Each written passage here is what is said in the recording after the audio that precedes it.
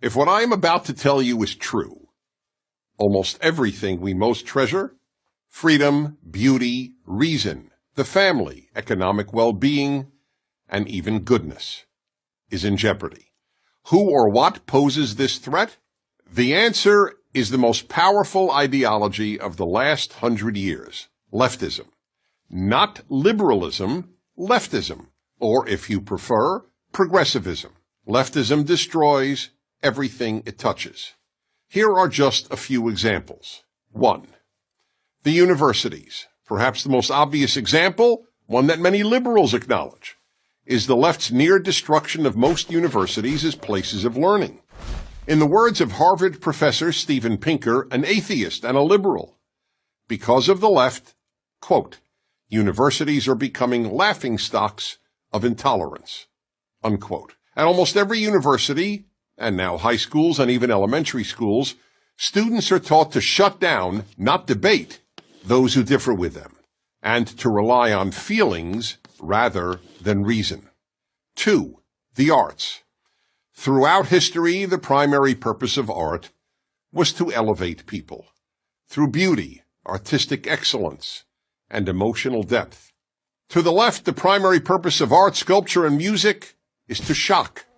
That's why so much contemporary art is meaningless and involves the scatological, meaning urine and feces. Yes, urine and feces. To give one of countless examples, in 2016, the Guggenheim Museum in New York featured a pure gold working toilet, which visitors were invited to use.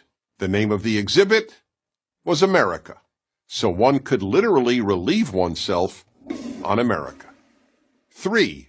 Literature.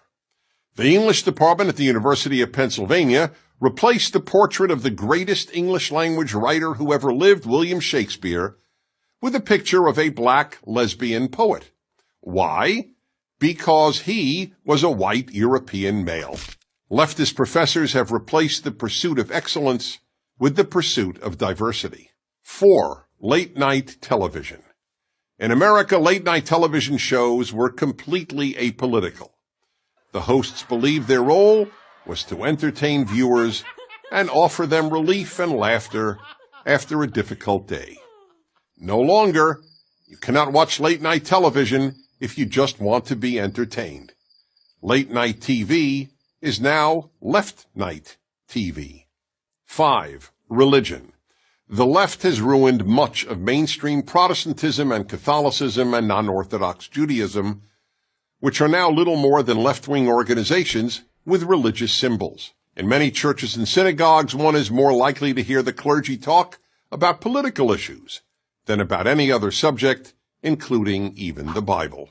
6. Free speech. If there was anything virtually every American considered a bedrock value, it was freedom of speech. Yet the left is destroying even this unique American achievement.